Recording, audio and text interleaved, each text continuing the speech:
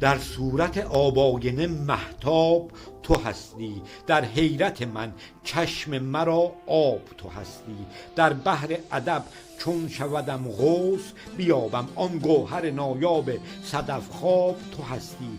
خورشید طلوعت چو ببیند بردت رشک، چون طلعت پرنور جهان تاب تو هستی. جان را به سیاق تو شود راه معین، زیرا که به دل فهم من از ناب تو هستی.